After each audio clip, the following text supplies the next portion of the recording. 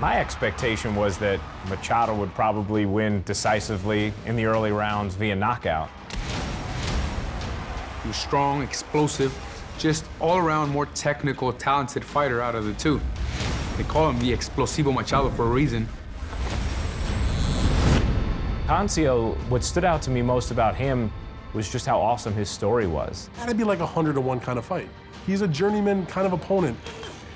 He had been retired for like 19 months. This guy has a full-time job.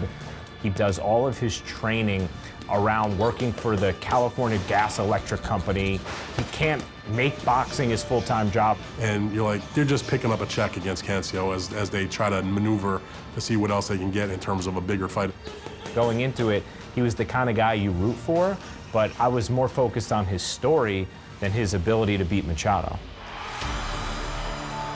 The USA takes on Puerto Rico for the Silver Featherweight World Championship. He started off with a right hook and ended it with an uppercut, which landed right on the button, right on the chin. Machado drops Cancio in this first round. I didn't think he was gonna survive because there was so much time left in the first round. I remember thinking, oh, okay, that's probably the blow that leads to the finish. But again, Cancio seemed like very poised about it. I don't think it was skills. I think it's just like he wanted it. He has mental aggression and also physical aggression that he wasn't stopping no matter what it was gonna take. Oh, nice left hand and then a right left. Beautiful. Shakes Machado, landing some vicious blows in this second round. There was a different energy at the beginning of that third round. Andrew just came out with a flurry of energy.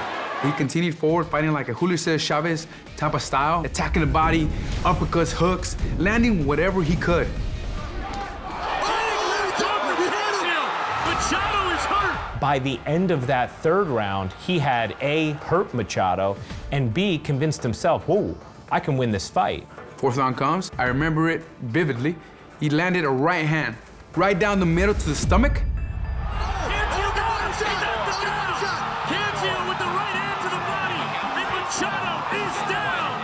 Cancio had a strong contingent of support there. His fans also know the weight of his story. They know the unlikelihood of him winning. Cancio knocks him down again! Cancio continued on the attack. He triggered the body because he knew that's what started everything. He landed that left vicious shot. That was it. And now we go! Andrew Cancio drops Alberto Machado in the fourth round! And Andrew Cancio is your new world champion! The reaction from Cancio was just such pure bliss. That's the best part of this sport, is when somebody has a puncher's chance and it comes to fruition. I give Cancio nothing but credit for digging deep. He knew that it could be possibly his last opportunity to become a world champion, and he had his Rocky moment.